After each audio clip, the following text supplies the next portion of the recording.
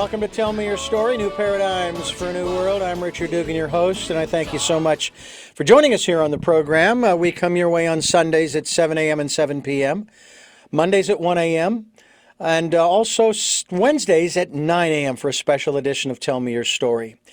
We're podcasting, we're video casting. We are also looking for support, and we're also encouraging you to participate in the Decade of Perfect Vision, and I will tell you more about that later on in the program. We have a returning guest with us today, and I'm very excited to have him come back to our microphones, our cameras, whatever, however you, our program, if you will, and talk more about what we started with. And it is the Aetherius Society, coordinating with the gods from space. Reverend Paul Nugent is our guest today, and thanks for coming back. It's always a pleasure to have the kinds of conversations that we do that you and I shared the first time around. Thanks for being with us. Well, it's my pleasure, Richard, and it's very kind and almost flattering of you to invite me back, but I'm very happy to be here with you again. And the subject matter, of course, is something that I have, part of the subject matter, I should say, is something that for the first 10 or 12 years, I did not want to go into, only because of you might say, the level of controversy. I start going into this particular area, and now I've got people, oh, here he goes. He's off. He's lost his mind, because there are people who still believe the earth is flat and that we are at the center of the universe. Well, if you want to go that far, I personally am the center of the universe. However, that's for my universe. Okay, whereas Reverend Paul Nugent is the center of the universe for his universe. So it's all a matter of perspective, right? But when we start talking, as I read there, cooperating with the gods, plural, from space, we are talking about life out there, are we not? Well, if you're asking me that question, Richard, I am. Yeah, and we certainly are, and I think that we're literally on the cusp of what I would have to argue is the biggest change in the whole history of the human race, when we are coming into this far greater realization of the reality within which we don't just exist now, but have always existed. And it is literally cosmic, and it is teeming with life, and that includes, in fact, intelligent life, and an intelligent life within our very own solar system, albeit on a different dimension. It's a multi-dimensional universe. There is something that is rather interesting about about this aspect of the Aetherius Society.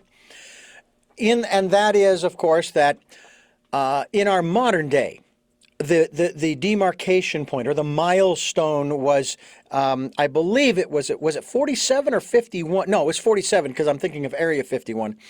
It was 1947 when this whole subject matter really took off with the craft that crashed in what is now Area 51, and all of the questions, and oh no, it was a weather balloon, and on and on.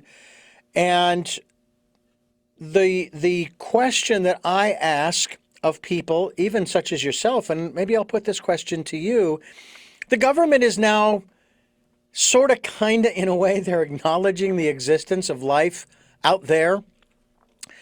However, what they're trying to do is, and I don't know if it's America or if it's just human nature in general, maybe from the reptilian brain, they're making life out there to be some kind of enemy. And I keep uttering the phrase, if they can travel intergalactically, we wouldn't be having this conversation, Paul. We wouldn't. They would have already taken over. We'd either be enslaved or dead. So let's talk a little bit about UFOs that are real. They are friendly. They are certainly alien, if you will, are real, friendly, and alien. And the government knows it, but the government somehow always has to stick its nose in in this process of discovery of as the phrase goes, of contact. Can you sort of share your perspectives on that? Yeah, I can. Well, um, first of all, I would say that politicians, on the whole, by definition, are not into spirituality. It's not their normal world. They live in a different world, and yet all this information about UFOs gets directed towards governmental agencies, and I think that they don't really understand it, and they are stonewalled by it.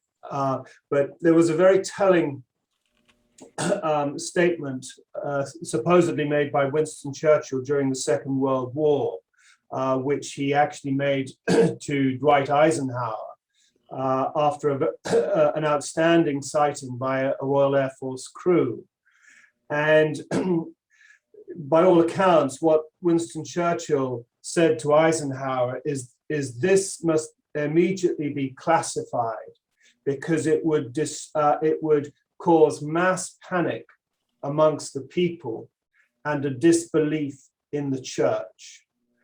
And he might have been somewhat right in that.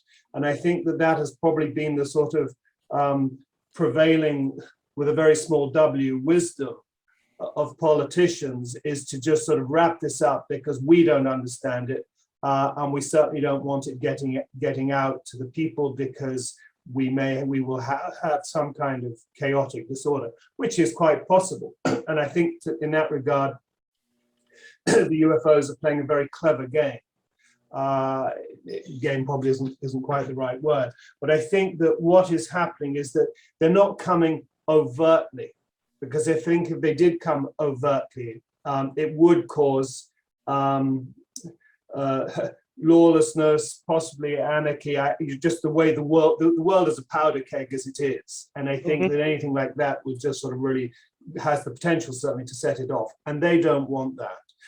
But I think this very sort of subtle, my goodness, what is that people are having, that experience, that's inexplicable. Did you see that? This sort of very slow, gradual appearance that people experience, that people are having, allowing it to sort of sink in, raise questions, I think is, if this is the case, is a very clever and subtle way of preparing us for this greater reality. And I think that I would certainly throw crop circles into that same mix. I think that, the first thing is we're mystified, and then we try and sort of say, well, it's men with planks of wood, and we can't wrap our heads around it. But they don't go away. I mean, if anything, they just get more complex and more incredible. And so for this to sort of gradually seep into the human psyche, it's just a way of preparing us. I liken it probably wrongly to the cooking of a frog, but you slowly warm the water, and I think maybe the water is slowly being warmed around us so that we can acclimate to what has to come. And in saying it has to come, it's my belief that this kind of awakening of the human race to a far greater cosmic, and I would have to say spiritual reality, is just about the only thing that is going to unite our world and even save our world. Well, there are those who say that we definitely need to work on the whole uniting. We have been so divided for so many centuries, maybe millennia for that matter. There are also those who will say that we are headed towards a rerun, only it's number 6 of a mass human extinction, because we refuse, for whatever reason, maybe it's that reptilian brain, we refuse to do the right thing. And I'll use this, it's less of analogy and more reality. I live here in California, which has a lot of regulations about a lot of things. Okay? Matter of fact, probably the most prominent or well-known one, at least in recent times, is one where if you're going to buy anything made from pork you're going to find it hard to find and very expensive because of the regulations here in California. Well, when I hear these arguments against all these regulations, I say, do you know why regulations were started in the first place? It's because businesses refused to do the right thing when it came to its employees, specifically child labor laws. That's why children are not allowed to work for 10 or 12 hours a day, 6 days a week, maybe 7. They were put there to protect us, you and me, the citizen. Now, I would also acknowledge too, I don't know about you, Reverend, but I would agree they've gone amok. They've gone a little over the top. They've gone crazy. But they were started for that sole purpose. So, when we start to take a look at this subject matter in terms of how can we as a species survive, and maybe you know what, I'm going to ask you this question, and you're somewhat of a student of history, right? I mean, you have a general knowledge of what a man has done to itself over the centuries, right? Within reason. Okay, and I'm not going to get real specific here. We know about the phrase man's inhumanity to man, right? So, do you think that there is justification for the continuation of the human race? Maybe we deserve to be extinct for the sixth time. Well, I think there is justification for the human race, in at least one way, probably two. But I mean, you see, our understanding in the Aetherius Society is that, you say that extinction 6 times. I'm not familiar with that, but certainly our understanding is that we came to this earth from another planet that we destroyed, namely Maldek, over 18 million years ago. All that remains of Maldek is the asteroid belt between Mars and Jupiter, and there's very good evidence for that in all kinds of different ways, and one can sort of look at that, but come to the conclusion that there has to have been a planet. Well, it's our understanding it is a planet that we inhabited and which we destroyed through the tremendous and far greater than our present capability, although we're working on it, I believe, with the Large Hadron Collider, but with the capability to destroy a planet through an atomic war, basically.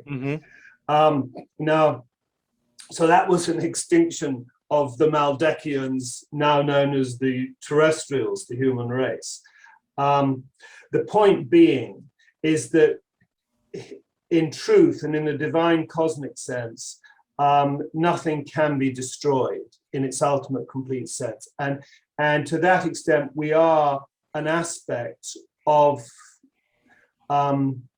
the universe in the spiritual sense, because ultimately it all goes back to spirit, and we are an aspect, we are a manifestation in matter of that divine source.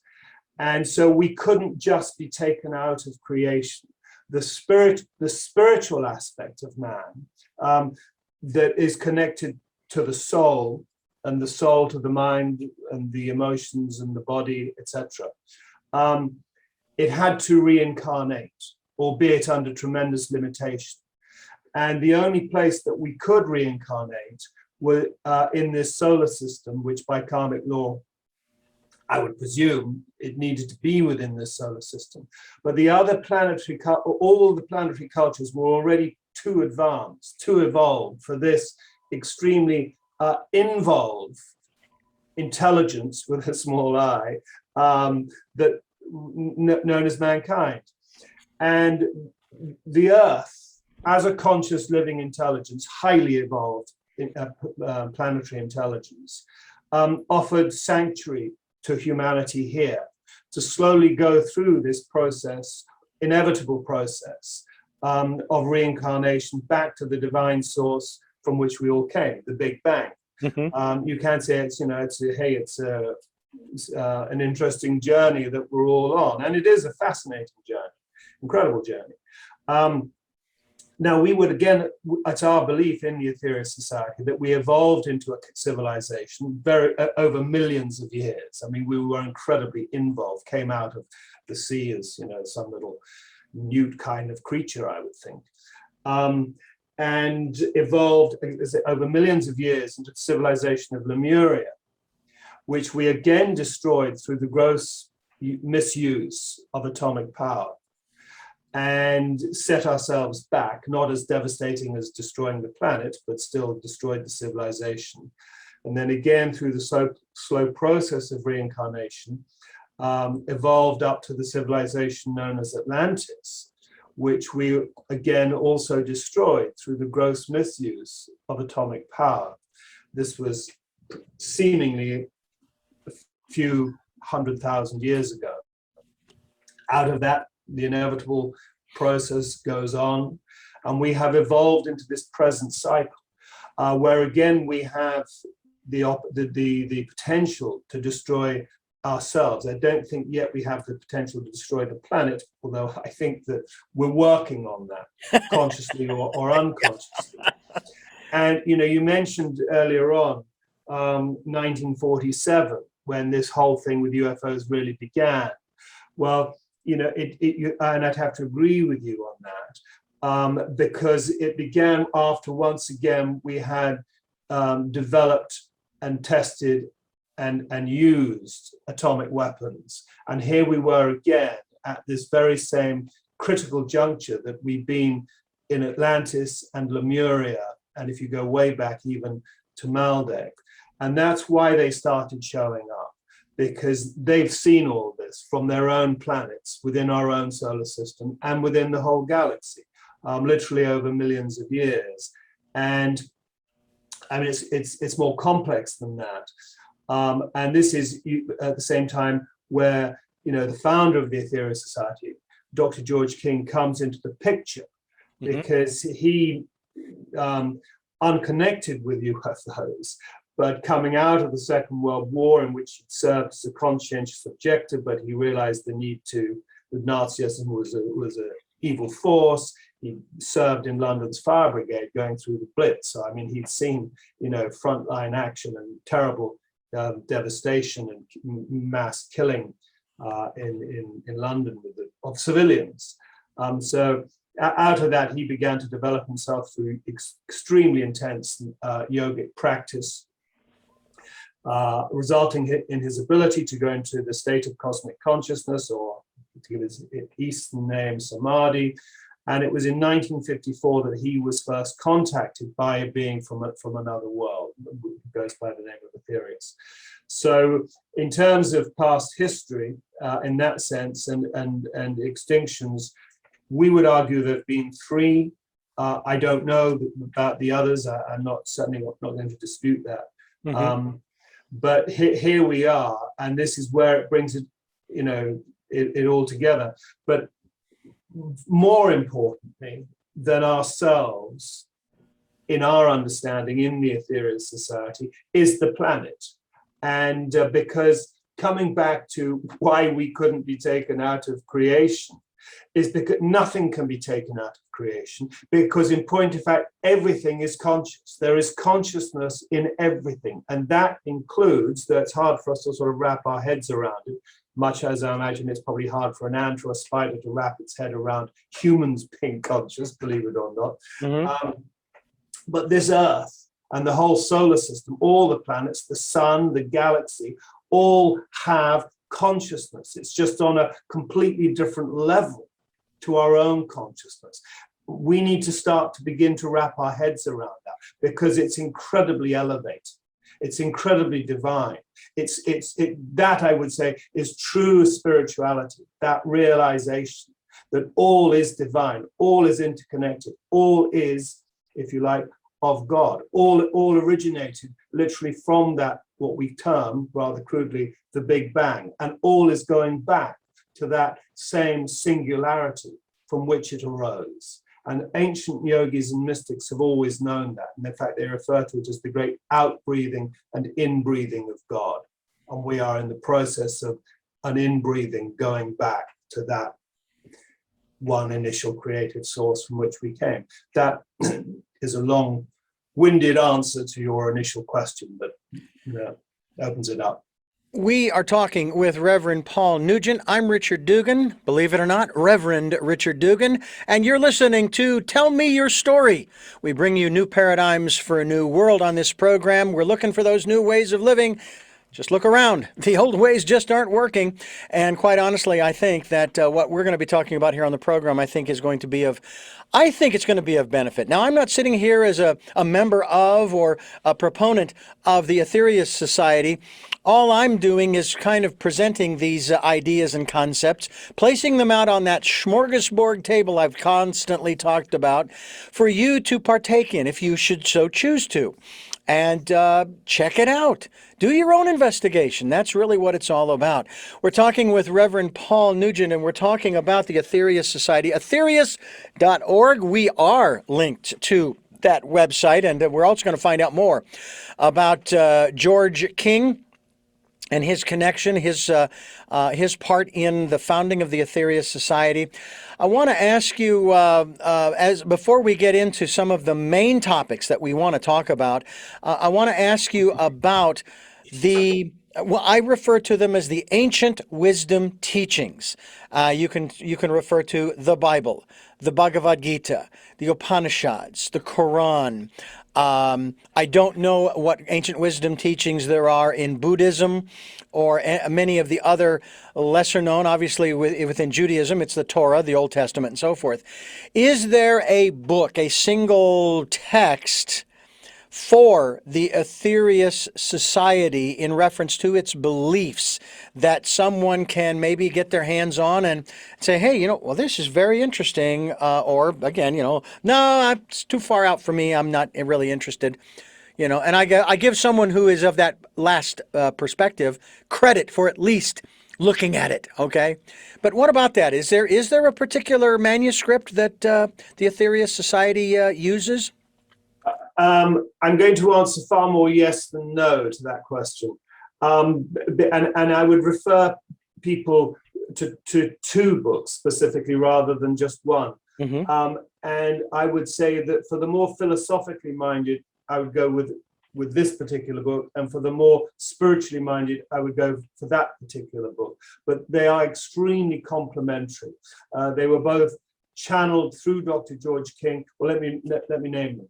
The philosophical book is known as The Nine Freedoms, and it gives it's a metaphysical treatise on our evolutionary journey through this solar system, and I'll outline the steps or those 9 steps. It begins with bravery, the bravery to honor one's own inner truth, the bravery to recognize and stand by an honor truth. Not always easy at all. If we did, we'd have a radically different world. What's behind that choice, though, is love. Those two combined lead to service. That path will lead one to enlightenment. Beyond enlightenment, we gain cosmic consciousness. When we can bring about cosmic consciousness at will, we've attained ascension, the ability to ascend, as demonstrated by the great yogic avatar we know as the Master Jesus. Beyond that, it is not the end. In fact, it's not even the beginning of the end. But beyond that, beyond ascension, where do we go? Interplanetary existence, albeit on higher frequencies on other planets within the solar system. 8th freedom is Saturnian existence, the most evolved culture, civilization in this solar system. It's incredible to read about this stuff. I thoroughly recommend it. And then the 9th stopping place, if you like, is solar existence. That there is conscious, intelligent life of an incredibly high frequency. It almost seems sort of crazy to be even, talking about it in these terms. But upon the sun, it's the most holy being in the whole of the solar system. Those are those 9 steps, the 9 freedoms. It's an incredible cosmic spiritual teaching. There's more in it. It goes into Atlantis and Lemuria, as I mentioned earlier, mm-hmm. and Malik.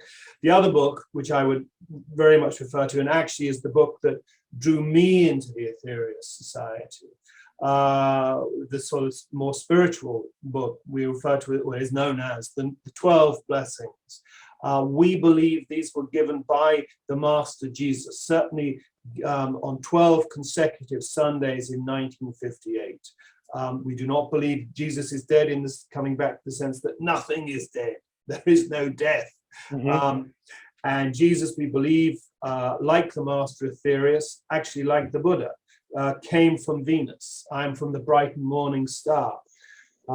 We believe Jesus was a Venusian who communicated through Dr. George King, giving just this incredible spiritual concept of the whole cosmos. And with it, there are prayers at the end of 9 of the blessings. There are prayers. We use these prayers to send out energy and light and healing, etc., to the world. So those are the 2 books, the 9 Freedoms and the 12 Blessings. And folks, that's how I was introduced. I just happened to receive an email talking about the 12 blessings, and I went to read them, and I was rather intrigued. And then, of course, some other information on the website, the Aetherius.org. It's really fascinating. Even if you're just nominally interested in these subjects, I think that it would behoove you to at least check it out. We're talking with Reverend Paul Nugent. I'm Richard Dugan. This is Tell Me Your Story. And we are talking about the Aetherius Society, Aetherius.org. We are linked to that website, and we encourage you to join us every Sunday at 7 a.m. and 7 p.m., Monday mornings at 1 a.m., and Sunday mornings at 9 a.m. for the special edition of Tell Me Your Story. Podcasts are on SoundCloud, iTunes, TuneIn Radio, Spotify, Stitcher, Player FM. We're also on iHeartRadio as well as Amazon Music and other locations, and you can also watch these interviews on YouTube. The YouTube channel is Richard Dugan and Tell Me Your Story. Easy to find. I did find another Tell Me Your Story channel, but I'm the one with the black hat, okay? Doesn't always look that way in the videos, but nonetheless, this is the hat, and just look for me. And we hope that you will do that. And also, if you can, support us financially. We'd greatly appreciate that. We have a PayPal account. It is for your security as well as ours. And when you go to PayPal and you want to send us a contribution, we'd greatly appreciate. It's going to ask you for an email address to send it to, and it's going to be richard@richarddugan.com. Very simple, richard@richarddugan.com. And I thank you to those who have helped and those who will help. We also ask you to participate in the Decade of Perfect Vision. We might even get into this with our guest, Reverend Paul Nugent, in terms of our intuition, listening to that still small voice, going into that quiet place. The Bible refers to it as going into your closet, if you will. Same difference. It's the same thing. And just calm down, relax. It's almost along the lines of when you hear the phrase, go to your happy place. That can be your happy place, okay? So we hope that you'll participate in that, especially as you listen to this program, Tell Me Your Story, New Paradigms for a New World. Paul Nugent, Reverend Paul Nugent of the Aetherius Society, Aetherius.org is my guest, and we're talking about this very fascinating, I find it fascinating, Paul, because it is introducing a realm that I actually stayed away from for a long time.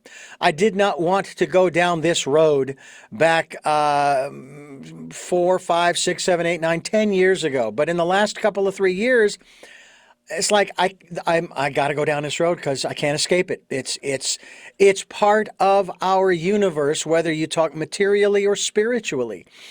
So one of the questions I want to ask you in regards to the Aetherius Society, and then I want to jump into some of these other questions that I've got here. You mentioned George King, and that these respective books that you referred to earlier, the 9 Freedoms, the 12 Blessings, came through him. He was the conduit, if you will, or the channel, right?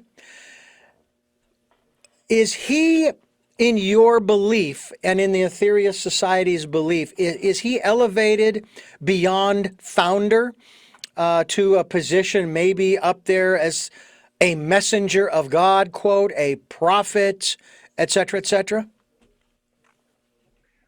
Well, let me answer that as best I can. I think that with things like words prophet, I think that you know, time is the judge of those things. It's not, you know, we can obviously wave flags and stick a label on him. Oh, he was a great prophet, etc. Well, we would say that.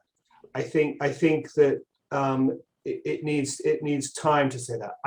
And in saying that, I fully believe that time will say that. In terms of, yes, channeled. Now, I don't know about your listeners. Ordinarily, you know, the word channeling, the concept of channeling, can send a little bit of a shiver down my spine in not the best of ways. You know, sort of, ooh, a bit. But this could be a bit dodgy. Mm-hmm. And the difference, I would say, with Dr. George King is, I mentioned earlier that he developed himself by practicing extremely intense yogic practices for up to 8 hours a day over a 10-year period. This resulted in the Kundalini, a force we all have at the base of the spine, rising through the Sushumna channel in the spine, opening all of the chakras and ultimately the Christ center and even the crown center. He had the ability to go into this positive yogic somatic trance. And this was the state he adopted to receive these messages, which weren't just mental messages coming to him with so-called automatic writing. They spoke through him and they were recorded. There are over 600 of these cosmic transmissions. I mentioned I came in through the 12 blessings, not so much by reading the 12 blessings, but by hearing the 12 blessings. Every Sunday in our divine services, we're in Hollywood, if anybody's in the area would like to come, at 11 o'clock, but you will hear one of these 12 blessings. It's incredibly pure. There is nothing eerie or spooky or questionable about it. It's, as I say, it has a purity, it has a sort of resonance of absolute pure truth about it. And as such, it was something that I personally felt I couldn't ignore and looked into it more. And I was a practicing Christian at the time, but it had, as I say, this great resonance and purity about it that I couldn't ignore. So Dr. George King, yes, he was the medium, but as I say, in a very elevated state. They were all recorded. They're actually, anybody can, you know, they're available at a very reasonable cost for people to hear. We want that they weren't just given to a few people to be sort of stuck under the bed. They were given for people to hear because it's incredibly enlightening material. I believe it's the kind of material, not necessarily, well, it is unique, but it's not standing completely on its own. There are many complementary teachings, as you mentioned, from other religions that give humanity this incredible vision of what we really are a part of, and this evolutionary spiritual journey that we are on. And it's just incredible. It becomes a divine, blissful, spiritual journey that we are on. But we've lost it. We've lost the thread, and as a result, we've created the chaos and the anger and the foulness and the pollution and everything else as a consequence of having lost our way. We've lost our way, not just in the world, but in creation. We've lost our way. In fact, I mean, I love the quote that I remember reading many years ago, 1984, by Alexander Solzhenitsyn in an article that was published in the London Times newspaper. And he said, the trouble with the West, this was the old Soviet Union, so he was playing his cards right. But I mean, he really should have said the trouble with the world is that we have lost our consciousness of God. And I think that sums it up. We have lost our consciousness of God, what God is. Let me ask you one final question in reference to George King specifically. Which is more important or more valuable, let's put it that way, which has more value? And maybe I may be using the wrong words here. George King and following him, or the 9 freedoms and the 12 blessings, and or the other 600 odd messages that were sent through him? which has more value. i.e., the message that he brought. Is he more important, or are the messages he brought more important? Well, it's a bit like, what comes first, the chicken or the egg? I don't think you can quite separate the two. Okay, that's fair. That is Yeah. absolutely fair. Let's talk about one of the practices. You mentioned that he practiced yoga for 8 hours a day for every day for 10 years. Let's talk about this King Yoga. Now, before you do, I want to say you mentioned a very interesting term, a word, Kundalini. And in another interview, as I was talking with this person who also works in that energy, and we were chatting away, and I said, well, I've never done the practice. I've been connected with Self-Realization Fellowship, for example, Paramahansa Yogananda. And they talk about that in terms of the practice of raising the Kundalini energy up the spine and so forth. And she said, you don't have to do the practice to have the energy flowing. And I thought, because she says, you already have it flowing, Richard. And I'm going, really? I'm okay. I won't argue with you because, yeah. But let's talk about this aspect of the King Yoga, which I would again say, correct me if I'm wrong, helps to get that energy flowing up and down the spine in particular. Right. Well, first of all, just going back to Kundalini, the rising of the full rising of the Kundalini will result in the mystic state we term cosmic consciousness. As I say, in the East, it's known as the state of samadhi, and it's the goal of all. Yoga is a Sanskrit word, another Sanskrit word, which actually means union, and essentially union with God. Speaking of books, one very important book to me in my journey. It's one of the few books that I no longer am willing to lend out. I don't need to lend it out because anybody can buy it. And that's the book entitled Cosmic Consciousness by an American in the 1800s called Richard Morris Buck. And he describes all the people, I think there's about 30 people throughout history, going back to the Buddha, Moses, obviously Jesus, various others, right up to his own sort of guru, so to speak, who was Walt Whitman. He introduced me to Walt Whitman. What a joy that was. But he, so I think, yes, in a sense, we all have Kundalini running through us, but not only a tiny fraction of its potential. Mm-hmm. Coming back then to George King and what we now call King Yoga, in deference to Dr. George King. He did not come up with this title. We've given it to him in the Aetherius Society, actually just a few years ago, in deference to him, because he did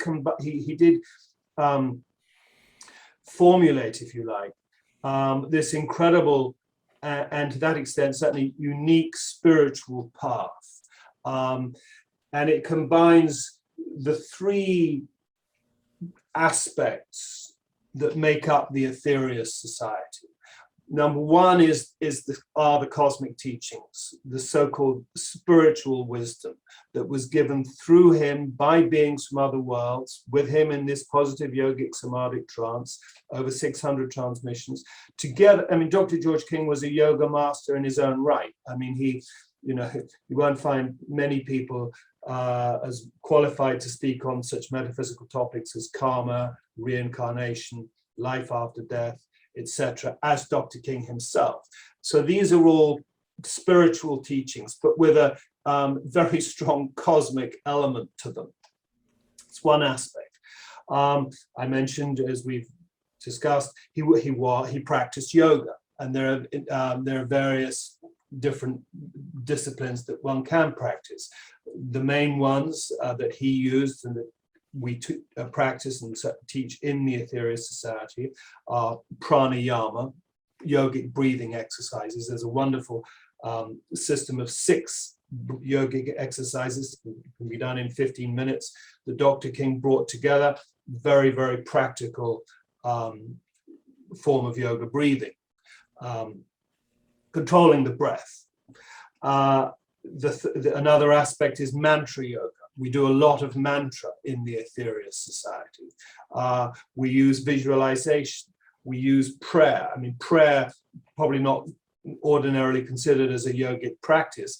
I would say it's one of the best yogic practices for enlightening, opening the mind, and all the psychic centers, in point of fact, to divine source, to spirit, but using it in a very practical way.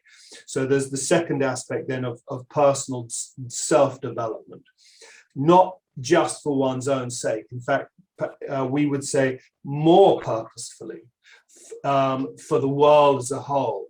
So the third and essentially the main aspect of this path of King Yoga, besides the cosmic teachings, besides the yogic practices, is service, is giving service, because we've got to be serious about our beliefs in the Aetherius Society. We're not half-hearted about it. We do recognize that this planet, this Earth, is changing as part of some far greater cosmic plan. The vibration on this planet is being shifted, and there's an urgency for all mankind to wake up, if you like, to become conscious of this great change that is taking place. So a new world, if you like, is being birthed onto a higher frequency, and humanity, if we're to remain here, needs to make that change. And so that is why service is so important in our beliefs and our practice, to literally radiate spiritual energy, to uplift mankind, to help transmute the negative karmic aspects. And Dr. King, in this sense, devised incredible what we call cosmic missions, because they are missions that involve terrestrials, but also extraterrestrials, these beings from other worlds who've watched over us since Maldek, through Lemuria, through Atlantis, right up to this present age. And that is the major way in which we are able to be of service to the whole world. So those three elements combined make up, as I say, this path that we now call King Yoga, in deference to him. And he would not have given this name himself, because, believe it or not, like all great true yoga masters, he was very humble. He had humility. He wouldn't have put his name to such a thing. But I think we all feel it was right. I say we all, most of us feel that it was right to have honored him in this way. We're talking with Reverend Paul Nugent of the Aetherius Society. I'm Richard Dugan. The Aetherius Society's website is aetherius.org. We will be linked to that website. And we continue here on Tell Me Your Story. We're bringing you new paradigms for a new world, giving you choices and knowledge of those choices to help make your dreams come true. And we hope that you will join us at our respective times, Sundays at 7 a.m. and 7 p.m., Monday mornings at 1 a.m. and 9 a.m. on Wednesdays. Streaming live at those times, you'll be able to hear us online at richarddugan.com. I want to ask you about, you mentioned prayer as one of the aspects that's not commonly thought of in the yoga practice. But what is Operation Prayer Power? Great question, Richard. And Operation Prayer Power is literally one of these cosmic missions that Dr. King devised for humans to work in cooperation with the gods from space, by which we mean these great, cosmic masters on other planets within our solar system. Dr. George King fully understood the power of prayer. It's an energy. It's the invocation of energy, conditioning it with thought and heart and intention. And you bring all of that together, and when you put intensity behind it, you've got a very real force. In fact, the great Mahatma Gandhi said, prayer properly understood and applied is the most potent instrument of action. And who am I to disagree with Mahatma Gandhi? So we use prayer, but and ordinarily, and this was, but it's associated, particularly, you might say, with Christianity. and in the Christian church, we get down on our knees and we put our hands together and we pray either by thought or maybe we say something out loud. That's not how we pray in the Aetherius Society. I'm not ridiculing or criticizing that for a moment to say I came out of the Christian church. It has its place. But in Operation Prayer Power, we're using it as a dynamic force. We are literally invoking it with this energy, with full intention. We use, as I mentioned, the prayers from the 12 blessings. But we don't just send it out through we have chakras in the palms of our hands, which send out energy. That's why, when you're giving healing, you're channeling this energy into the patient. It flows naturally out of the palms of one's hands. And keeping the heart center also through which energy is flowing, and it's flowing very vibrantly if one's really dynamic and bringing the whole prayer together. So you've got this energy, much like electricity. And what Dr. George King, in his understanding of prayer, he also realized that this can be stored. Yes, it can be sent out immediately. It can be sent through healing to an individual, it can be radiated out to a world, to a country, to an individual, to a situation. Yes, and we all should do this, and we certainly do this in the Aetherius Society. But in Operation Prayer Power, we store it. We store it in what we call a battery for storing energy that is filled with very finely ground crystal. Because the crystal will hold whatever energy is put into it. You're talking about very subtle psychic energies. And so each week, and we've been doing this since 1973 in different locations around the world, we invoke this energy. We also have a team of people. We've got one person at the battery using dynamic prayer and mudra to invoke, to channel the energy, invoke it and channel it. You've also got a team of people all around doing mantra, reciting mantra at the same time. So they're invoking energy and they're directing it to the person praying at the battery who's using a mudra, an antenna system to pick up that very subtle frequency and direct it together with their own prayer energy into this crystalline battery. So we collect it. And then at different situations at different times, if there is a disaster, and we have too many of them, we've already pre-collected 500, 1,000 hours of prayer energy. And we offer it, again with intention, specified intention, to beings around our world who are helping us in this whole evolutionary process at this time, who will manipulate it on our behalf to where it has been intended to go. And we've been doing this, as I say, since 1973. We do it because we know it works. We've seen the results of it working. It cooperates with devic forces, nature elements. It can be picked up by humans. I've spoken with people who work on the front lines after disasters, who are so unbelievably grateful to hear that the Aetherius Society is doing this work, because she'd been in so many disaster zones, and that energy, you can tangibly feel it when you're there, this prayer energy. We believe we've moved hurricanes. We've put out wildfires by letting the winds completely drop to the word miraculous. When you read reports of people in the area, these things are miraculous. They're not miraculous. Miracles are things that we don't understand, but there is a reason why these things happen. It's cooperating in the highest, best, good sense of divinity. And so that is what Operation Prayer Power is. We do it every week. Here in Los Angeles, it's every Thursday. I can't hear you. I have a question in regards to this battery that you speak of. why is it, you've explained how it is used, but why not during the disaster do you not just pray? Why don't you Oh just yeah, do that as well. take I that mean, time? do that as well. It's Okay. just that, well, put it like this.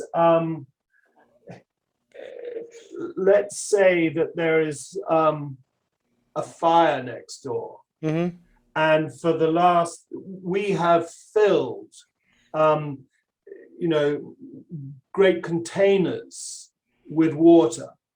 Now, if you haven't got that, if you all you've got is the bottle of water you just swigged from, you're not going to be able to put the fire out. But if it's already pre-collected, it's there, it's at hand, and it becomes extremely concentrated. Yes, whenever there's a disaster, the whole human race should stand up and send energy to that situation.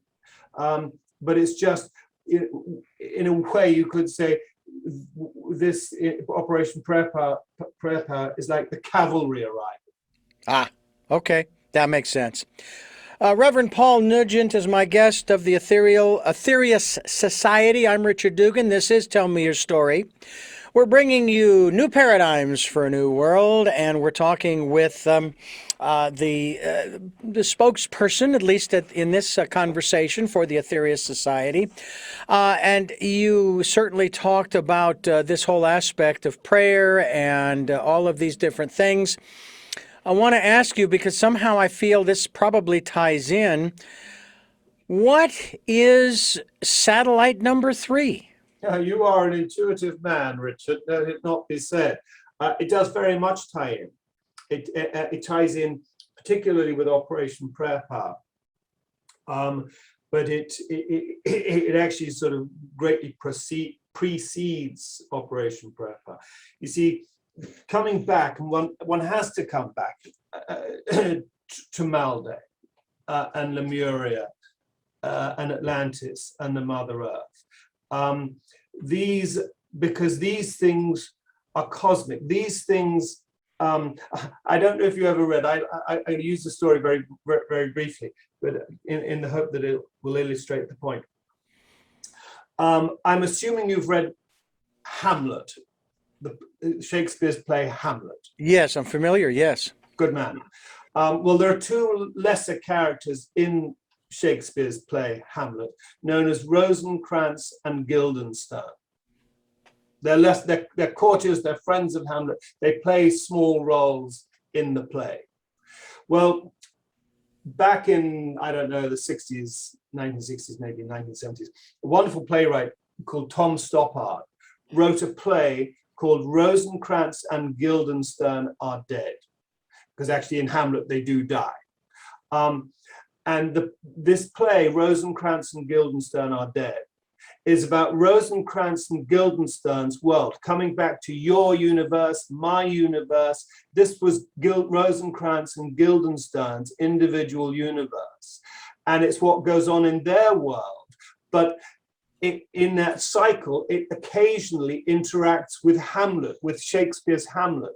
And the parts that Shakespeare gave to them in Hamlet appear in Tom Stoppard's play Rosencrantz and Guildenstern. If you can see like a wheel or cogs are turning, and occasionally it will intersect with this bigger play of Hamlet that was going on, if you can follow me.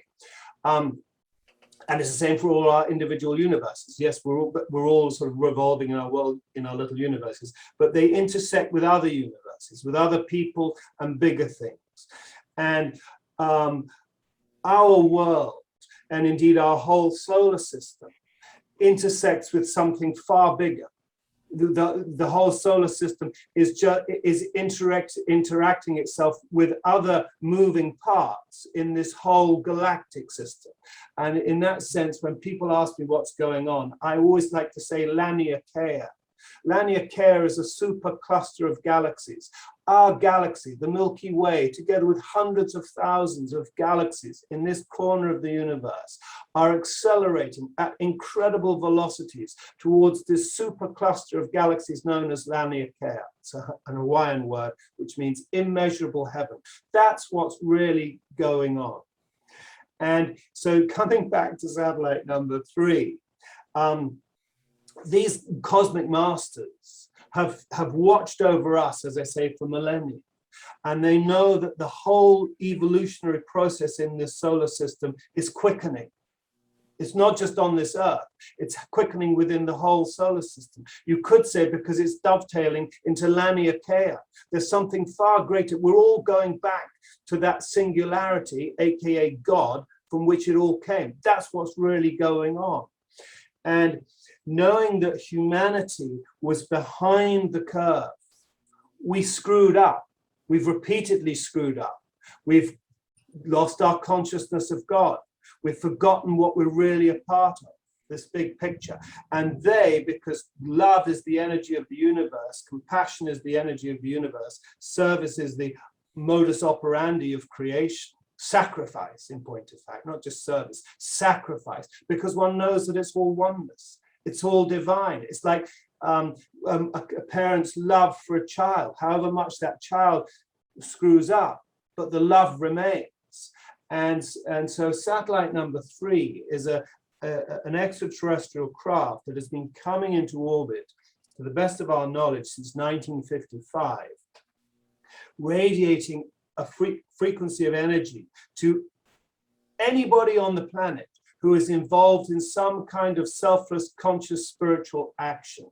And here, the mechanics of it, but everything is energy. And so whatever it is at that molecular level, whether it's a frequency from the heart, the mind, whatever it is able to be enhanced by this craft satellite number 3 by a factor of 3,000 times. I would say satellite number 3 has been the biggest game changer on Earth in the last 65 odd years. And we've seen a radical shift in just about everything. You know, they refer to this period that we're living through as the exponential age, because literally everything is going exponential. And I would say perhaps the biggest single catalyst in that has been satellite number 3. Consciousnesses are being changed. We are shifting. You might not see it playing out exactly on the political level, but at a grassroots level, there are more and more people getting with this far bigger program, this far greater reality. There's an urgency. There's an understanding that is being birthed. And satellite number 3, I would say, has been an incredible force behind that. And to bring it to prayer power, when it is in orbit, when satellite number 3 is in orbit of Earth, it comes in at specific periods each year. It's currently in orbit, in point of fact. We cooperate with it. And one of the ways we cooperate with it, besides our prayer service and everything else, is we offer this prayer power energy that we've invoked through radionic apparatus that Dr. King devised. We call it a spiritual energy radiator. We put the battery on at one end, we have an antenna on at the other end, and that energy is picked up by satellite number 3 that will use it as it is and where it is most or best needed on Earth at this time. We're talking with Reverend Paul Nugent, and you're kind of describing the way in which the healing energies, as I was taught going through my master's class in Reiki, that you send the energy out, but you don't send it out with a specific intention for quote unquote healing of a particular individual. You send it out with the intention of giving it to that person or situation and letting that person or situation use it in whatever way they choose. And That is correct. That is I'll correct. keep the story very brief. My father's brother, my uncle, was diagnosed with cancer. we wanted to send him an absentee healing, so we did. About a month or two later, we went to his funeral. And then my mother told me about what happened shortly after we sent him this absentee healing. And he got angry. He had enough energy. He threw his medications across the room, jumped in his wheelchair, wheeled across the compound where his family lived to where his son and his family lived in their house. Had a time of father-son closure, if you will. And then shortly after that, he passed. That's what he chose to do with that energy. Someone else might have chosen to use it to eradicate the cancer cells. But it's not up to us. So, to that end, whether it be satellite number 3, whether it be prayer power, the Operation Prayer Power, and so forth, what is our... I'm about to ask that ultimate question. What is our purpose in all of this? Because you've already stated that we are going to go, we came from the singularity, we came from the one. We're going back to the one. And in one sense, in one real sense, we've never really left the one. True. We've never really left it. No. But we find ourselves here in what we like to call this dualistic world. The Hindus call it Maya or illusion. Okay? And none of this is real. And yet all of this is real in the context of energy. So share with us our purpose in this process, our purpose for being, our purpose in the universe. Well, I think that's an unanswerable, in terms of, well, I think some of that is an unanswerable question, and that, as somebody said very, very wisely, is that's what makes God God, because it is completely understandable. But in terms of, if there was a why in that question, I always go back to my college days back in England, back in the 70s. And I saw the film, if you remember it, because we were of a similar age, The Deer Hunter. You're looking a bit like a deer hunter there in your hat. And as a college kid, I saw this film, The Deer Hunter, and I just thought, wow, that's just such an amazing film. And I went to my, what we call here, roommate back there in England, called flatmate. And I went to him and I said, I envy you. And he looked at me and said, well, why? And I said, because you do not know what a treat you are in for when you go to see this film, The Deer Hunter. And I think that's, I use that kind of as a metaphor, because I think we're on this journey and we just don't know what we're in for. It just becomes more and more and more incredible. And the 12 blessings, the 12 blessings outlines that. We are on this cosmic journey. We use the word bliss. Bliss is a starting point. This mystery, unraveling this unravelable mystery, is just such an ecstatic dance in the greatest possible inconceivable cosmic sense. I mentioned Laniakea. We can't begin to think of something like Laniakea, and yet we're a part of Laniakea. And Laniakea would be incomplete without us as individuals. We are all essential to this cosmic whole. We are on the most incredible journey through enlightenment, through cosmic consciousness, through ascension, through interplanetary experience, through Saturnian experience, through solar existence, to galactic experience, intergalactic experience, supergalactic experience. That's the journey we're on, in this ecstatic journey of going back to the source, for this to know that. I myself have come to a realization, and it was sort of brought to me indirectly through someone who challenged me when they said, well, what about all your mistakes, Richard?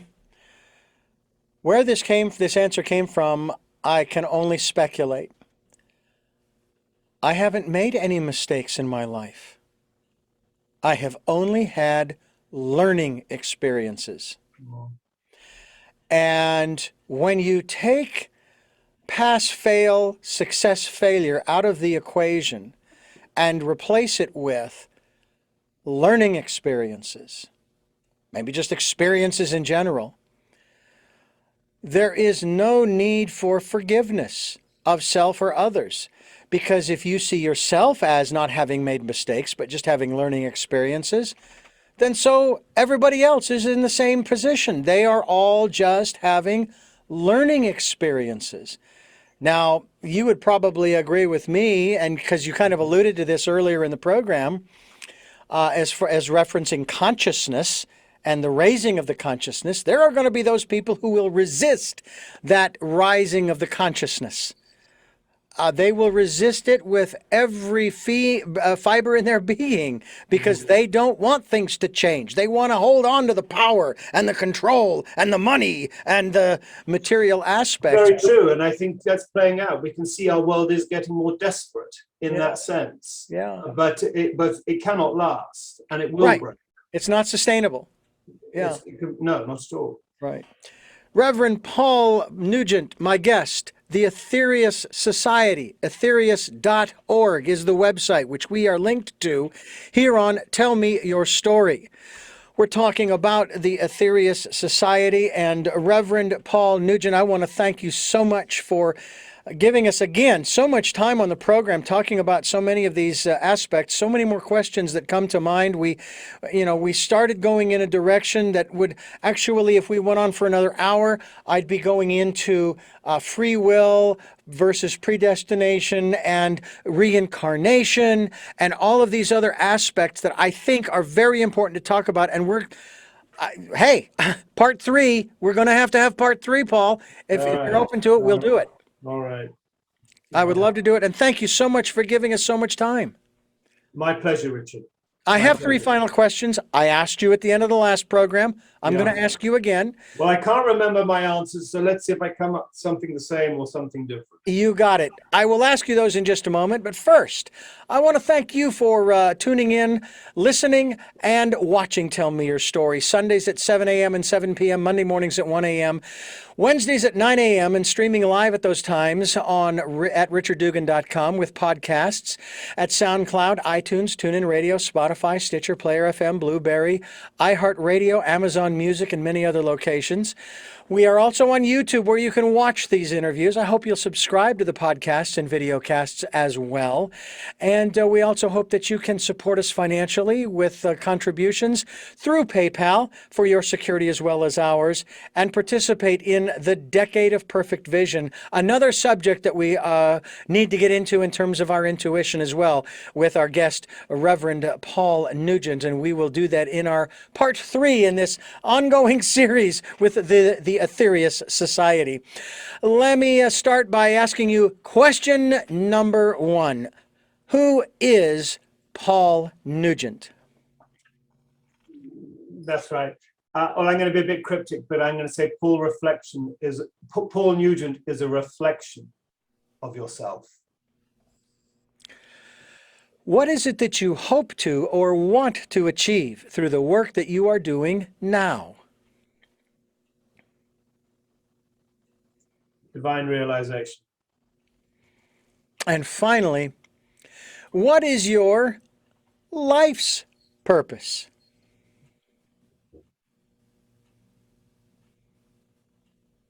To achieve that. And once again, I thank you for giving us so much time, and I thank you for listening and watching Tell Me Your Story, New Paradigms for a New World.